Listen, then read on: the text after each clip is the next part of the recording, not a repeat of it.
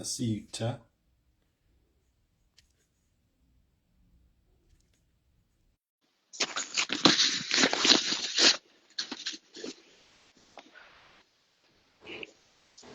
This nigga. Yo, Yo. what's happening? I had to change my hoodie real quick. I was out there changing the tire. Fucked around and ran into a curb the other day. Coming back from Home Depot.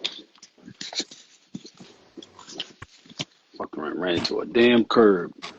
Tore that tire the fuck up. That was a real pain in my ass. Now where you at? Why I can't see you? You can't see me? Full adjust. I mean, I don't see you. You ain't in the camera. Oh, I was There about to you go. say, God damn. Full adjust. What's going on? What's happening with you? Yo.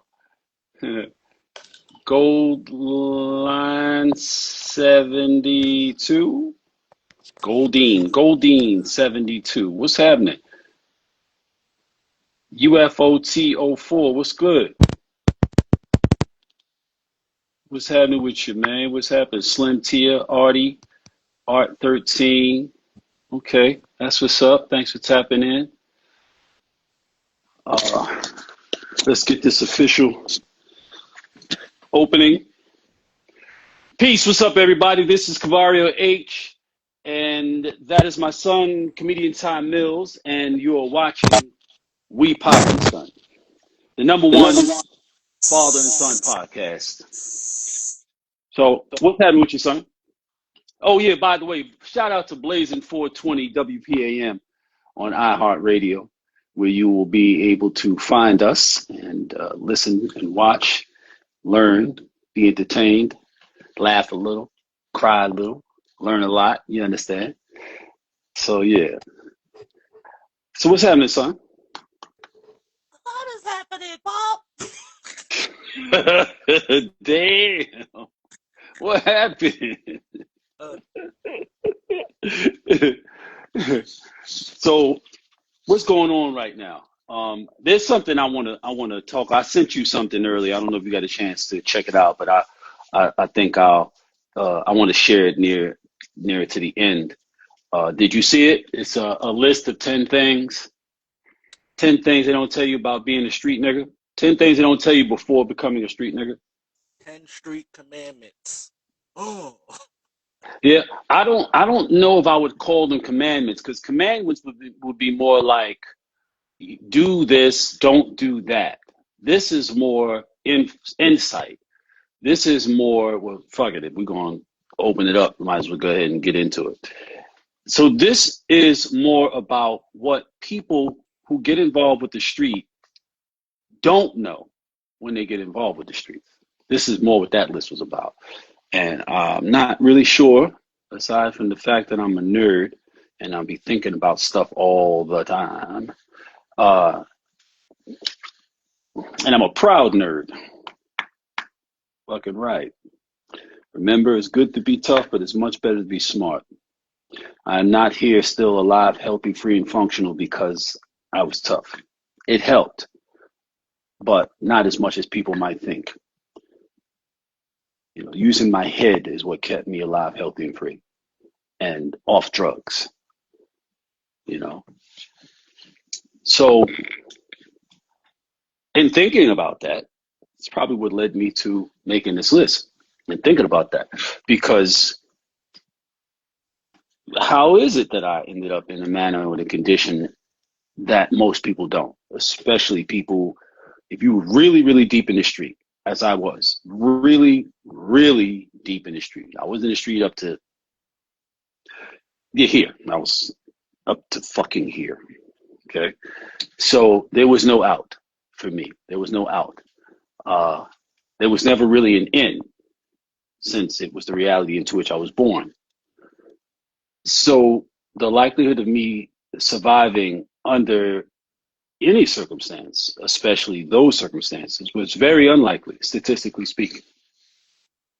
So Often I've thought about, all throughout the time I was working on this, my autobiography, which you can get at my site, www.themindplugacademy.com, my autobiography, Raised by Wolves. All right.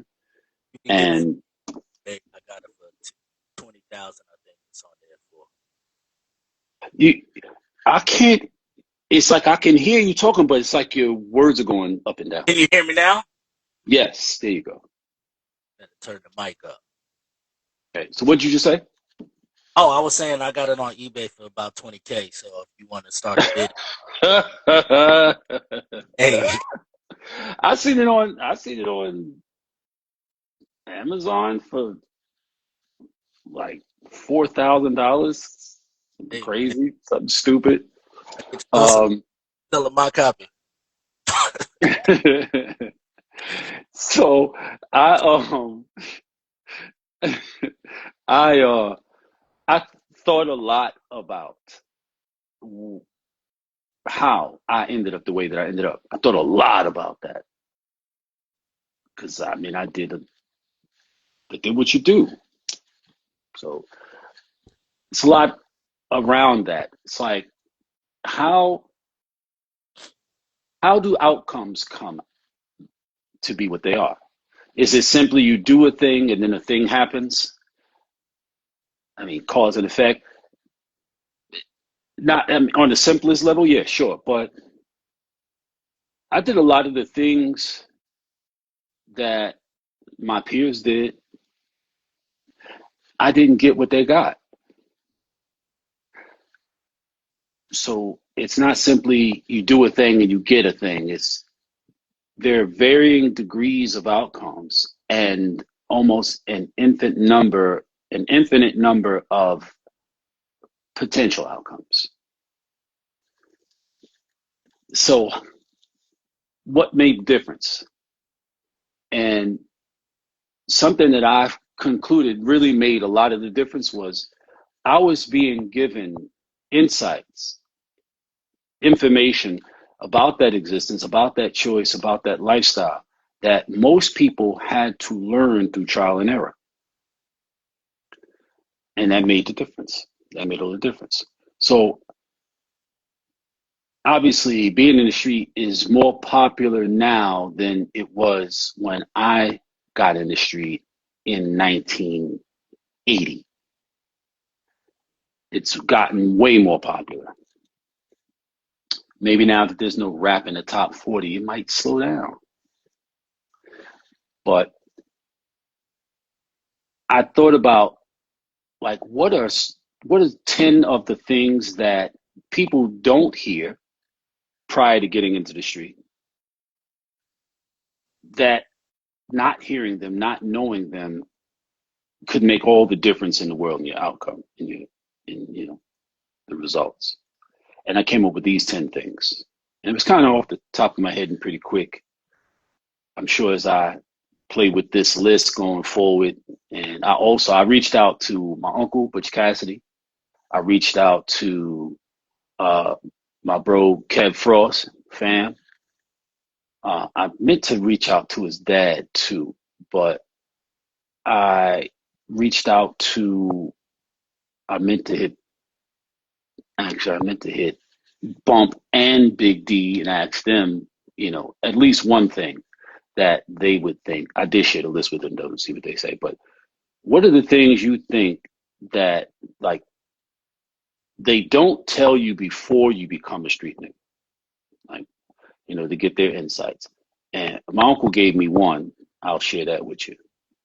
Uh, but yeah, so this is the list. The list is called 10 Things They Don't Tell You Before Becoming a Street Nigga. First, before I go there, give me a couple of things that people commonly hear. Like, even if you come, like most people do, from a square household, square family, and all that, whatever, and you start making moves, running around, trying to be in the street, what are the things that you think a common square household would have as insight in order to be able to tell their kid about the streets, even though they're not from the streets. Mommy's not from the streets, daddy's not from the streets, nobody's from the fucking streets. Right? What do you think are some of the things once they find out their child is trying to, bump and grind, as we used to say back in the days? What do you think that they would say? What do you think some of the things that a square would say about that lifestyle as like for like warnings or advice or whatever? What do you think some of the things they would say? That a square would say Yeah, because they don't know, they don't really know anything, but obviously, that it don't pay off. Crime don't pay. It don't pay being a criminal. right, right, crime doesn't pay. What up, Trey Oxendine? Crime doesn't pay, right? Uh, Cheese 145204. Thanks for tapping in. We popping Sunday. Mini Bar, I see you. The House of Sufi. I see you. Maurice, what's happening? I'm loving these headphones, brother. And you know that I can actually plug a cord into these headphones. So if I don't want to use the battery, say I'm traveling, whatever, I can just plug it up and it's Bluetooth. That's so. I'm probably the people probably like, yeah, Gavar, it's been like that. I didn't fucking know. I didn't fuck with headphones unless they plugged in the little joints, whatever. I didn't want to carry that big. I didn't want to, be dealing with uh, the fucking EMFs and all that, whatever. But yeah, these are top notch. House of Sufyan. And y'all make sure y'all follow House of Sufyan. Y'all support House of Sufyan. He makes some excellent products, soaps, uh, body oils, stuff like that. Excellent stuff. Excellent product stuff. Excellent product he makes. And he's black business. He's a black business owner. Beauty Pie, what's happening with your Beauty Pie? Peace. This job, what's happening? So They were saying something else, die and go to jail. right? The usual, right? So if you got 10 dudes on a block, and over the course of their 15-year, 14-year, 16-year summers, the summers that they're those ages, they start trickling into street behavior, street activity. Somebody says, hold a gun. They hold a gun. You did the gun holding so well. How about you take this package over to this person over here for me, whatever. Oh, you did that well, cool. How about you sit at the table and, bag up some of this material, bottle up some of this material, whatever. And so they're like slowly trickling into the game, whatever. And if you say there are, and I've seen this, I've seen whole neighborhoods just get washed away with the street shit out of nowhere. Regular, normal little kids, kick and goes, bicycles, trying to learn how to do wheelies, just normal kid shit. You remember Gijo, Louis' nephew? Yeah. Well, they gave that boy 40 years. That boy, when Ooh. we left the block, he was riding around. I was like, yo, you gotta stop. You gotta stop. I think Lou had got locked up. I was like, yo, you gotta stop. He pulled up in the car. He had the AK in the back with the blacked out windows. I'm like, bro, y'all gonna go to jail. Like, either when they catch you, you're gonna have to use that, or you're going to go to jail. This is New York. Having a gun, period, they're gonna lock you up. Having that gun, they're gonna put you away forever. Yeah, fuck around AK-47, they're gonna shit on you. Crazy. And you got a weapon of mass destruction, essentially. They they be in the hit squad. They outside spanking people. I'm like, boy, Get the fuck out of here. Do that before shit hit the fan. Like you know what I'm saying? Like it's cool when you're doing it, but you gotta remember people are people. So you're gonna be doing it, somebody gonna be like, man, you ain't had to do that to him.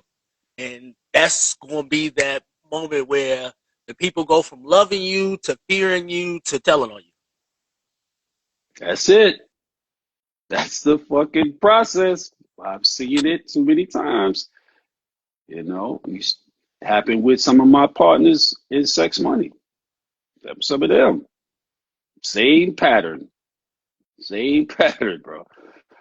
It kind of reminds me of that saying that if you last long enough, you'll you'll get the opportunity to see yourself or your reputation or something about going from the hero to the villain. And you haven't changed anything. It's just the things around you are changing. Oh yeah, it happens. I watch it in for easy parallel sports, like a person like LeBron. He came to the league, everybody loved him. He left Cleveland, it's like, oh fuck this nigga. He was the bad guy then. And all he did was say, I want to do something different. I've been in Cleveland my whole life. I want to move someplace else.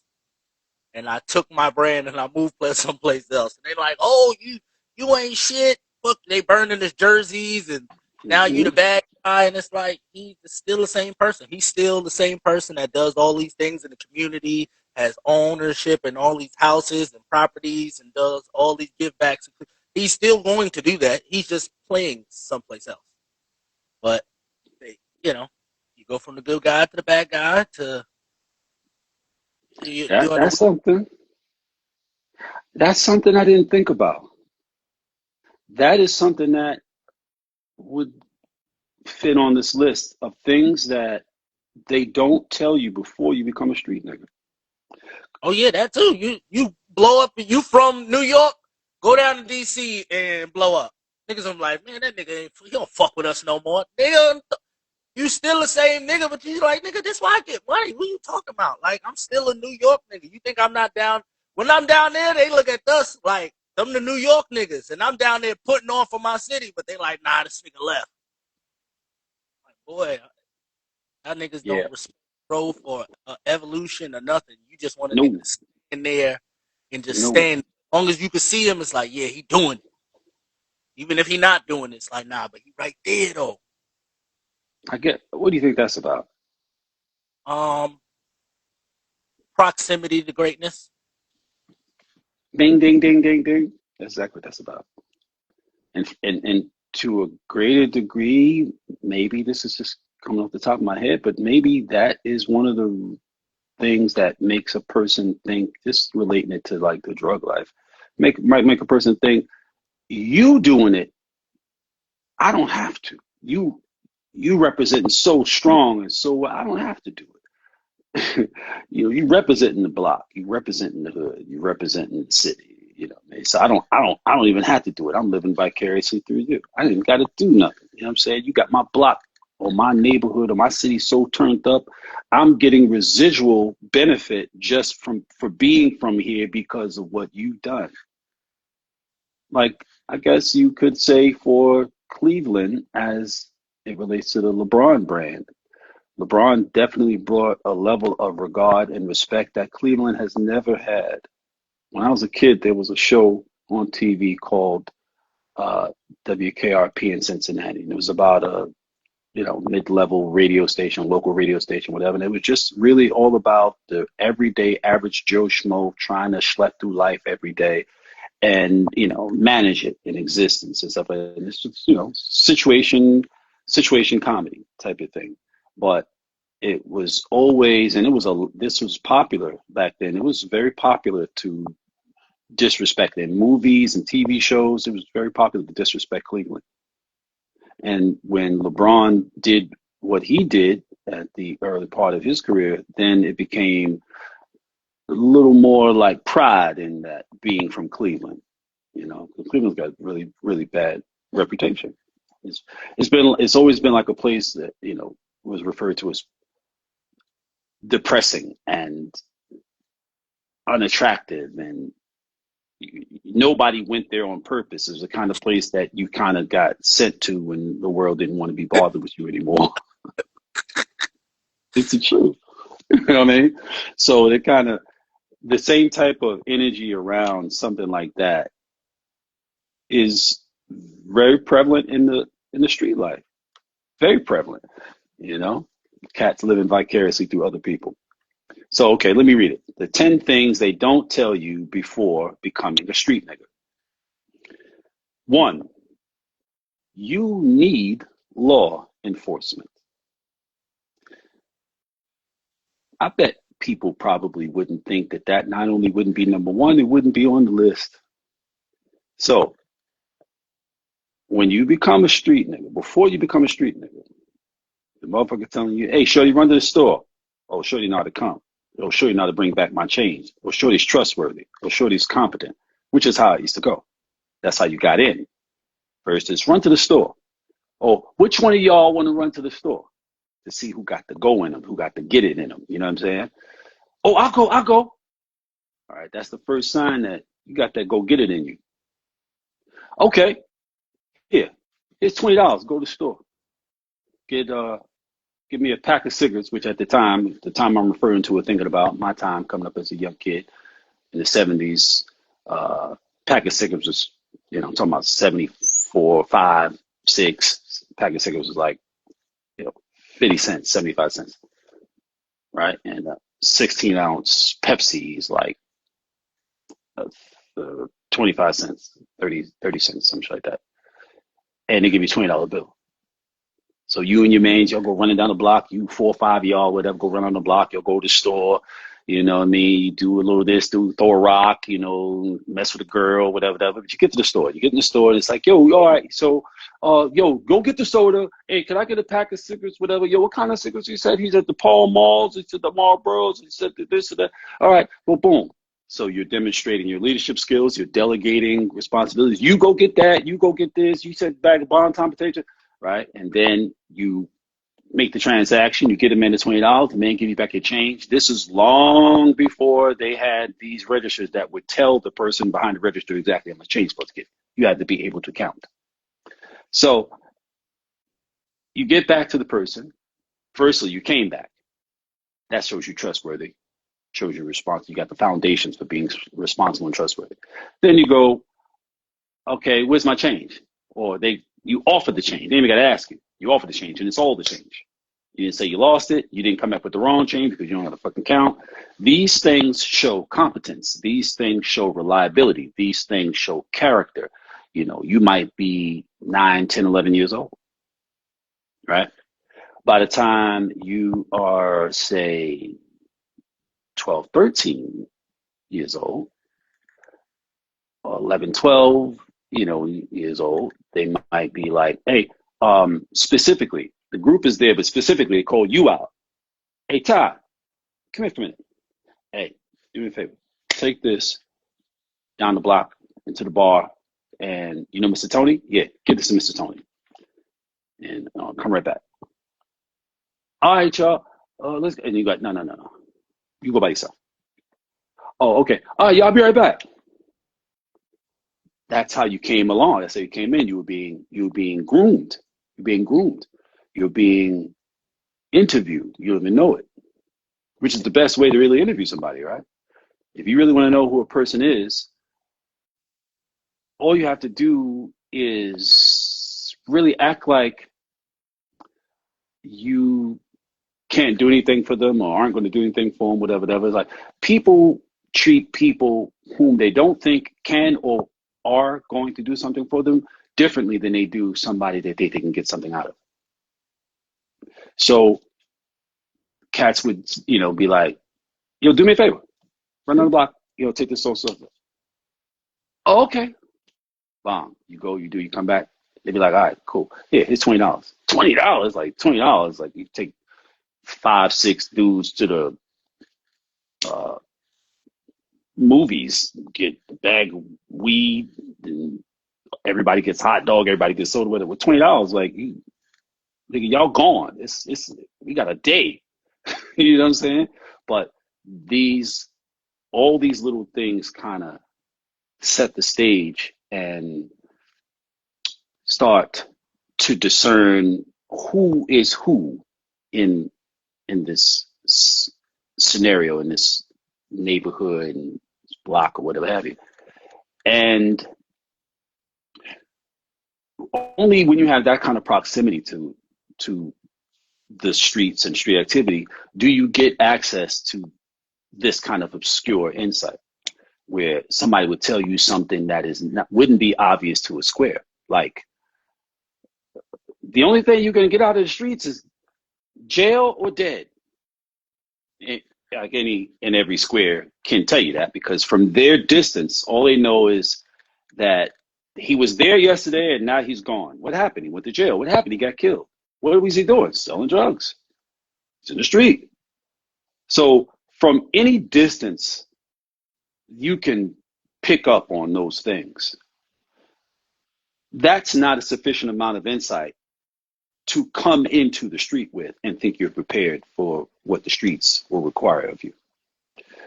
That's why the squares who come out of the hood, which, as I've said many times, and I'll keep reminding y'all, 99% of the cats in the hood are squares. 99%. There's only like 1% that are not actually squares. And in a lot of hoods, it's 100%.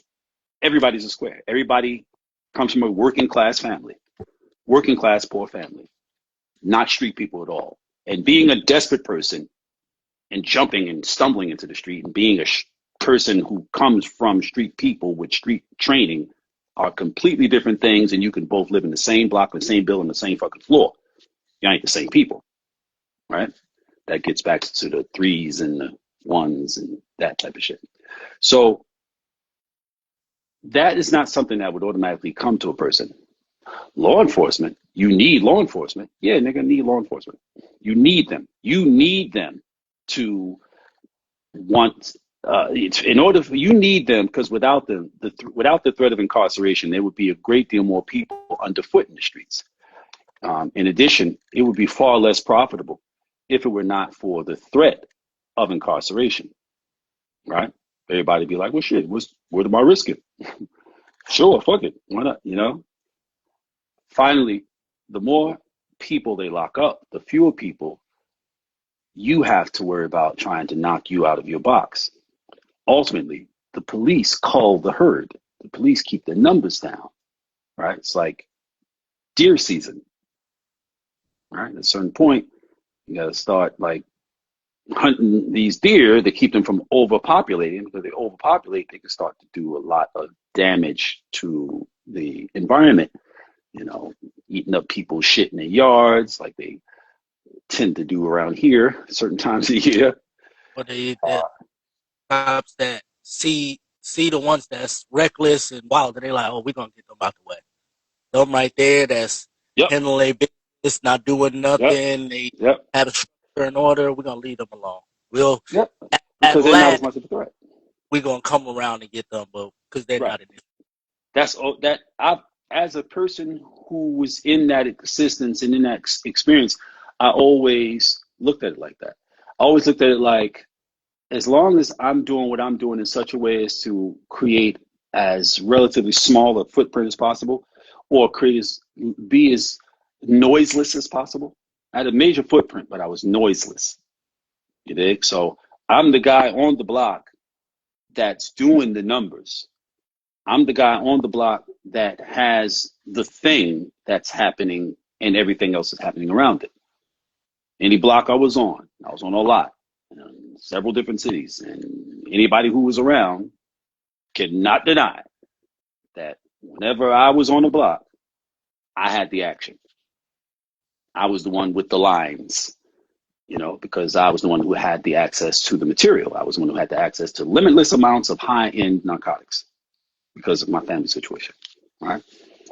And because I had these understandings that were obscure to most of the people who were also out in the street because they didn't come from street people. So we run through it. Number 2, you can never tell back on someone who told on you, even if they're lying. That's kind of counterintuitive, right? Like most motherfuckers wouldn't know that. They'd be like, "What the nigga telling on me? I'm gonna tell back on him." And I'm telling the girl, nigga snitched to the police and his girl, nigga. He be outside with Brenda, nigga. Niggas ain't shit. Ain't shit. So yeah, you can never tell back on someone who told on you, even if they're lying. These are things that in this list is comprised of the things that if a person had been told these things before becoming a street nigga, they probably would have thought a little heavy, a little longer about doing it. Because again, these are not things that are obvious. And they are almost counterintuitive. Like, especially like these particular through, like you need law enforcement and you can't tell back on someone who told on you. If you're a regular person, comes from a regular household, in your mind, that makes sense. Little kids are like that. Like, they will be like, who broke that? He broke it. I broke. Well, remember last week when you asked who broke the plate? It was him, right? If nobody ever tells you, hey, you don't do that. But he told on me, you don't do that. He did that, but you don't follow his example. If nobody ever tells you that, which in a square household, they won't, because it's kind of counter to normal square people behavior, right? Like, they believe in the policing of one another. You know what I'm saying? That nigga let my cousins and my brother jump me because I kept telling on their ass. That's why That's I'm right. laughing. That's right. I sure did. I sure did. I sure did. He's like, yo, you been telling on y'all all weekend. Get his ass and close the door. I sure Oh, did. shit. Sure did. I was wondering if you remember that. I was going to mention it. I sure did. You did? But that's the difference between coming from the household of run by a street person and a household run by a regular person. Regular normal people wouldn't do that because it doesn't align with their morals and ethics. You know, it doesn't reinforce things that they subscribe to. All right, so yeah, you can never tell back on someone who told on you, even if they're lying. The streets are a lot of things, but fair is not one of them. When you accept the streets, you accept the code of silence, even to your own detriment. You must face whatever you find in front of you, but you may never fold, no matter who betrays you or how they go about it. You know, when my partner, John Castro, got popped, really after that, a murder and attempted murder in front of Jimmy's Bronx Cafe, shout out to our brother Jimmy. And when he went on the run from that and then ended up it being a really bad coke drought, and he, against all of our, advice, went down to Florida to get 20 keys, buy 20 keys from somebody when nobody had any. And somebody got, not only did they have it, the last numbers was 40,000, like a month before. And here it is a month later, it's still a drought. And obviously the demand is even greater than it was a month before. But all of a sudden, not only does this guy have 20 joints, but they 26,000. Everybody else was charging 40,000 that had it a month ago. But now this guy's got 20 of them for 26,000. Yeah, it was the fucking feds. Okay. So when he gets jammed, we find out who in our crew was telling, and it was a cat named Yarrow, right? And no, I'm not mad at you, Yarrow. I'm not mad at you. You know what I mean? I'm just, I'm past it. We're all over it, obviously. But Yarrow did tell, right? And Yarrow is the one that fucked us up. And so Yarrow put shit on him that he didn't do. Yarrow put shit on him, and John did plenty of shit, but Yarrow put shit on him that he had done, work he had put in. If I remember correctly, what John was saying on the phone, this is now him, after he got locked up. And this is that case. So that would be John. This is John. That's Pete. Right? Yarrow is down here somewhere. This is Yarrow. That's actually Yarrow. Right there. Right? And that's, for those who don't know, this is my third book, Old Gangsters and Young Guns. This is the top 10 stories that I did in Don Diva. But more than those stories had in them in the magazine, because the magazine don't have that much space. So if you want to grab that, that's also on my site, mindfulacademy.com. So, and shout out Blazing 420 WPAM. So John was like, yo, this dude put all this shit on me, man, dropping all this shit in my lap, man, talking about I did this and I did that, he did this shit, whatever, man. So we like, yeah, It's fucked up, you know. He's like, yeah, man. So you know, like, fuck, am I supposed to do? Just let him just say all this shit. I did all this shit and not say nothing. So we looking at the phone, like, yeah, nigga, don't say nothing. The fuck? He What was you talk hoping y'all about? be like, yeah, tell on that nigga back.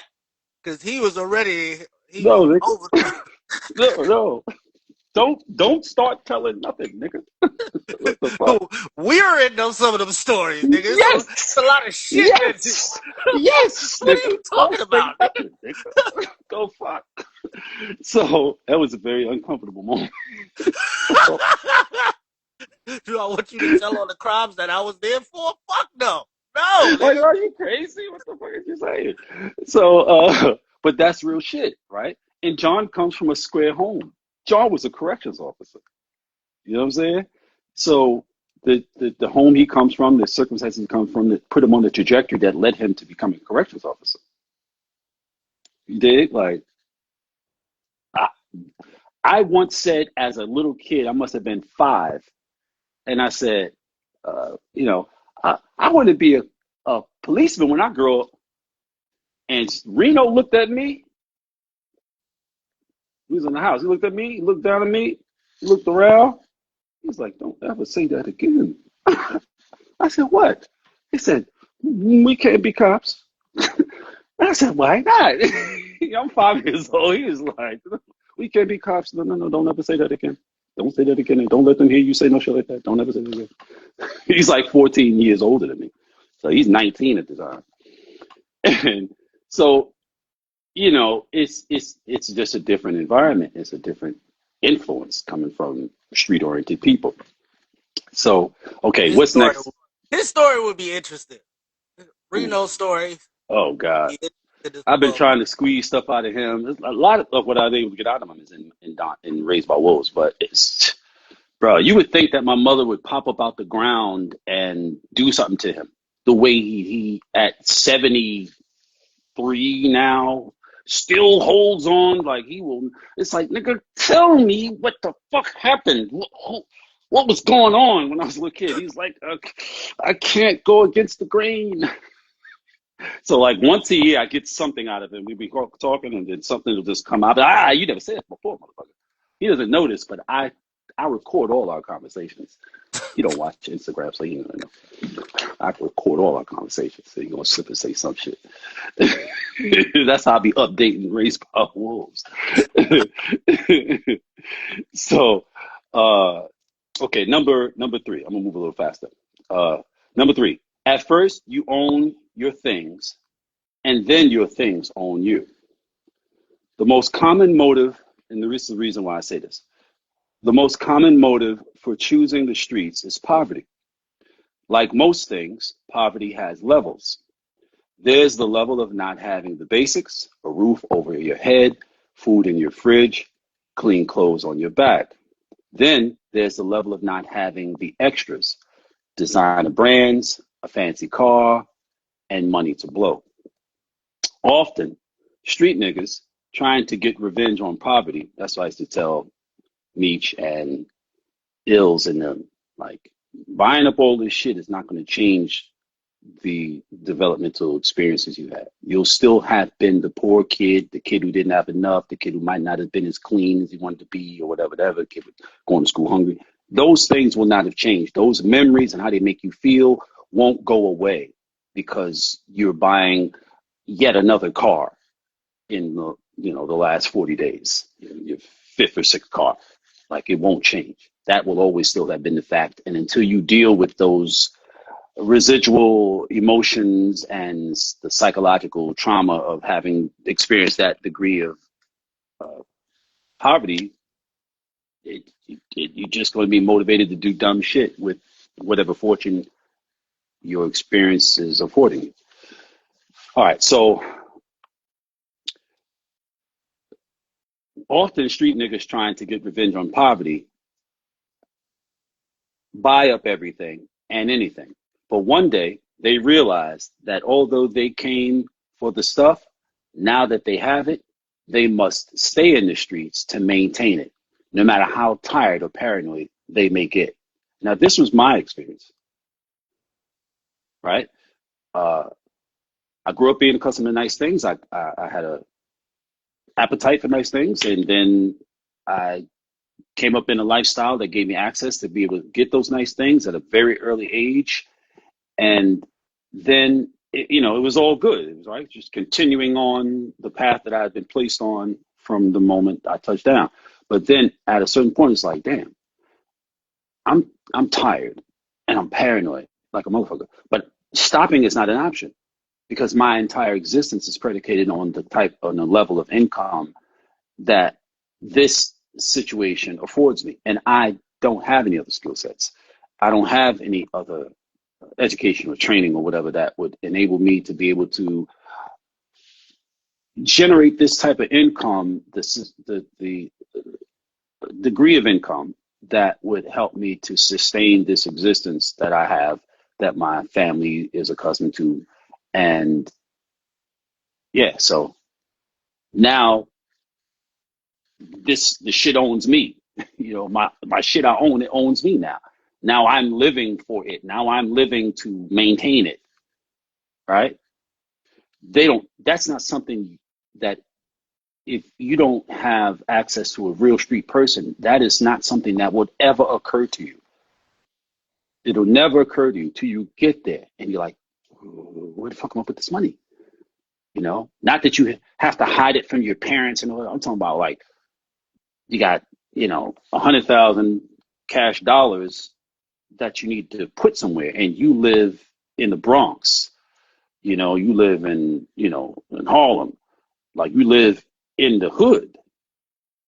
Motherfuckers, they might know it might cost them their life trying, but shit, it might be worth the try. You never know. So at a certain point, you've got 60,000 there, 70,000 there, 80,000 in there, 50,000 in a bag inside the water tank and all that, whatever, shit like that. Like after a while, you like, yo, what the fuck? What am I going to do? Like I'm having problems I didn't consider before. That's what it is. Number 4, you will never actually be the man. The man. The thing is the man. The thing is the game, the streets, the lifestyle. That's the thing, And the thing is the man. You must serve and protect it for those who may follow you, as it has been served and protected by those who came before you. This is real clandestine, real inner circle, upper echelon, street nigga shit. If you've been in the street and you haven't been around a certain level of individual with a certain pedigree, you'll never hear that. You'll never ever hear that. You'll never ever hear that it's not about you. You will never be the guy that made so much motherfucking money that it suddenly becomes about you. I was never allowed to have such an idea in my head because as I lived and I learned, such ideas will absolutely undo your ass. You start thinking that you've done something anybody else done. If you were born as I was in the latter part of the 60s and you got into the street in, the end of the 70s, the very beginning of the 80s, the people who had come before you had made so much fucking money, you'd have to live 2 lifetimes and start selling drugs from the day you were born and live 60 years strong to be able to even remotely compare to the kinds of money that they were making. When you're talking about a product that can be cut 65 times. Like, forget it. Those people made so much motherfucking money. It's fucking ridiculous, bro. It's ridiculous. You'd have to have a career 5 times the length and 10 times the fortune in order to be able to catch up with them. If you got in the street anywhere middle 80s going forward, with that kind of money, the access to that kind of money just wasn't there because one, there were too many people out there. So now it's this certain amount of money being dispersed amongst, 4,000 people now in the street when before it was 400 people. dispersing that same amount of money. It's gone. That's gone. That's over. Um, so what this simply implies, putting the game ahead of yourself. That's what you're told and taught in the life when you come from the life. You have to put the game ahead of yourself. All right. You must always remember, and you can never forget, that even if you have to die, whether by violence or incarceration, the game must survive. That is what it is to come from that harsh reality. These are the kinds of things that you're taught. You're becoming part of something that is greater than you, more important than you. If your ego can't handle that, you don't need to be in the street because you won't make it. 5, there aren't many, I got this from Butch Cassidy, there aren't many, if any, happy endings for street niggas. And this is a fact. That's what I was gonna say when I said uh, when the squares say you the streets don't end good and you're gonna end up dead. I was saying there's so much nuance in that because it's like you don't leave with all the money and you don't leave the same way you came in. You don't leave with the same friends. You don't leave with nothing is the same. Your whole everything is different. And something like you got a dream to make $1,000,000 and you walking down the road, you got 4 of your best friends. And you make it to the end of the road. It's you and 3 random niggas you never met before. You gonna be like, fuck, this is not the ending that I wanted. I wanted to be here with these people and have this experience. But everybody not gonna make it. And is that worth the journey? If I'm going on a journey for all of us, but all of us won't make it, It's heavy mental, bro. Heavy mental. And if you don't have the mental capacity to process those kinds of thoughts, you're dead before you start. And a great many don't, which is why I created, the whole Mind Plug Academy thing and all of that, because some very foundational understandings and processes that cats just don't have, man. Just don't have it. They people didn't have it. So, number 5, there aren't many, if any, happy endings for street niggas.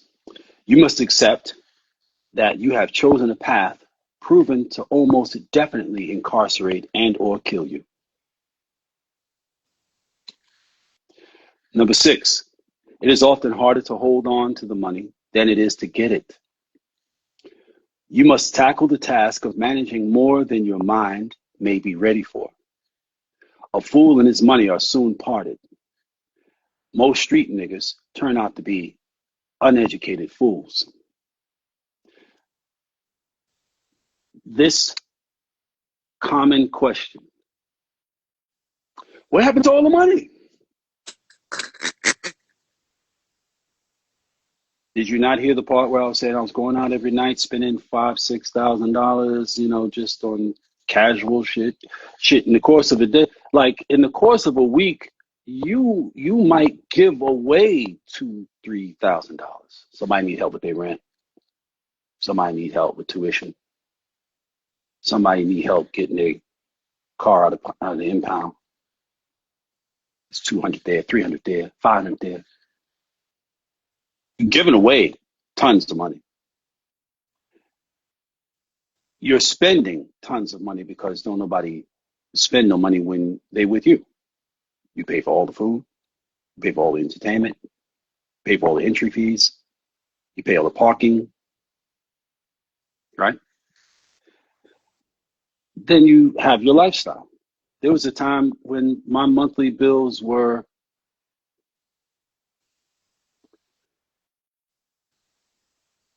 about 12,000 a month, 15,000 a month. My monthly bills. And you're talking about 35 years ago. So, making that a year. right, talking about 35 years ago. That was my, monthly shit. 35, 40 fucking years ago. No, 40 years ago I was 18. So no, I would say more like 30, 37 years ago. By the time I was 22, 23, my monthly bills were like 15,000 a month, which today would be like 30,000 a month. So yeah, yeah. Uh, that's what happened. That's what happened to the money. You're living. You're not really. I'm not. Eating at fast food joints. I'm not shopping at the thrift store. I'm not driving. Fucking Toyota. It's like this is a different lifestyle. It's a different lifestyle. My couch is $20,000 in my living room. $20,000. My dining room table is $10,000. The chairs are $500 a piece. Your brothers and your beds $7,000 for 2, 6, 7, 8-year-olds to sleep on. You know what I'm saying? 3, kids to sleep on. With the trundle and all that, whatever. Like this is the people wonder what happened to the money, but they wondering through a square's perspectives. You're thinking about this kind of money as it applies or would apply to your kind of life. There's no combination. You know what I mean? So we got 8 minutes left. So let me run through this. What's the next one? The next one is number 6. Number 6. It is often harder to hold on. No, that's number 6. Number 7. Okay, cool. You're ahead. If you're moving with a crew or partner and you get caught alone, the case is all yours. Right? Most of us are born alone, and that is how a real street nigga must deal with his losses, alone. Whether it's life, liberty, limbs, alone. You can't take anybody with you. You can't, there's no road dog, it's like, nigga, when the shit hit the fan, you gotta carry whatever lands on you. Ain't no right? bump dead casket. Nope.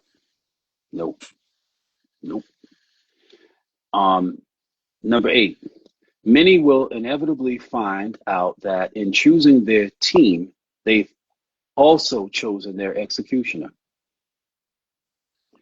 Ultimately, a street nigga can trust no one. Number 10, the only way to win is to quit. Notice I didn't say the only way to win is to not play. That's because that scenario does not apply. You must be in it to win it. Otherwise, none of this shit got nothing to do with you. The reason I make that point is that, again, like in the last one, trying to apply a square person's mind to a street nigga's existence and experience and circumstances is literally mixing oil with water. Or attempting to. We know it don't. And these 10 things, I want to run through them one more time, straight through them, right? 10 things they don't tell you before becoming a street nigga. 1, you need law enforcement. 2, you can never tell back on someone who told on you, even if they're lying. 3, at first, you own your things and then your things own you. 4, you will never actually be the man. The thing is the man. You must serve and protect it for those who may follow you, as it has been served and protected by those who came before you. 5, there aren't many, if any, happy endings for street niggas. 6, it is often harder to hold on to the money than it is to get it. 7, if you're moving with a crew or a partner and you get caught alone, the case is all yours. 8, many will inevitably find out that in choosing their team, they've chosen their executioner. 9, if there is a line in your mind that you won't cross, you either erase it or be erased by it. Meaning, be prepared to do things you thought you would never do, or be prepared to die. And 10, the only way to win is to quit. I think I missed 9 on the first one, but yeah. So these are the things they don't tell you before becoming a street nigga. They just tell you, get money, make a movie. Okay. And you might go to jail, you might get killed. But don't worry about that. That's going to happen to somebody else. Not you. It's not going to happen to you. You'll be fine. Bosses you take in jail that you can't do shit about. Like your mamas, your sister, your family dying. Boy, that is... Your girl leaving?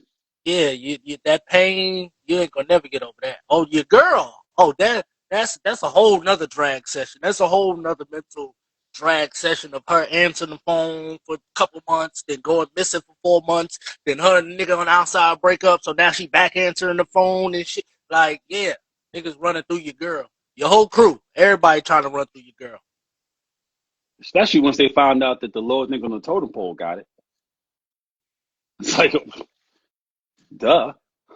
First of all, he's not respecting the order of fucking authority around here. I was the second in charge. You were just a fucking, runabout, like pick up, drop off. Like, what you doing, fucking her? I'm supposed to be fucking her. If anybody's gonna fuck her, I was closest to him. It's real. It's real. Very much real. And that's some bullshit and some betrayal shit. But the thing is, that's a more common thing than not, because it is more common that, and this is not new, it's more common that the kinds of things that I just shared, these more obscure, less obvious facts or immutable, truths about the street, it's not new that a lot of people in the street don't know them. It's just a lot more people in the street don't know them now. But it's always been a certain amount of interlopers or trespassers in the street, because greed will make you exceed your need until you bleed. So you got nerd motherfuckers watching niggas like back in the days, watching Ronnie Bunk come through with the brand new Fleetwood Broham and all that, whatever. It's like that nigga look at his lunchbox and you look at his fucking, United Postal Service vests, and he's like, the fuck, man, fuck this shit. I'm gonna get me some of that money. But he doesn't really know what that is. He doesn't even know what he's actually referring to. He's thinking about a car.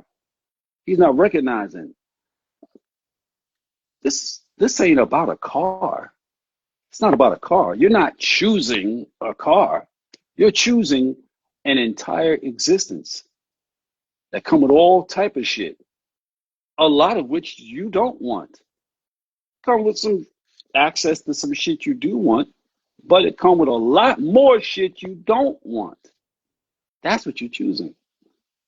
And that's what a lot of people never get told. So, yeah, we're going to leave them there. All right, we have 59 minutes and 30 seconds. And that's how Thank we you for do watching We Poppin' Son. I'm comedian Ty Mills, and that's my pops, Cavario, the Mon Plug. And, tune in next week or tune in Thursday. We'll be back, same time, same crime, 7 p.m. Shout out to WPAM Blazing 420 on iHeartRadio.